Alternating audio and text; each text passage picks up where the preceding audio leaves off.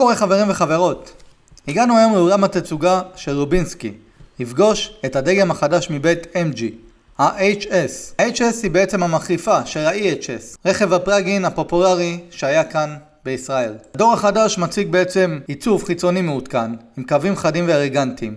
הרכב מגיע ברמת גימור אחת, הכוללת רמת אבזור גבוהה. מבפנים ניתן למצוא מסכים הגדולים של ה-12.3 אינץ'. הממשק השתפר מהדגם היוצא, והמושבים נוחים יותר. הרכב מגיע בשלוש גרסאות הנעה, טורבו בנזין, היברידי ופלאגין הייבריד. וכמובן עם אפשרות לנסוע בכוח חשמל בלבד, כ-109 קילומטר. נסיעה משולבת שתגיע עד 1,000 קילומטר נסיעה.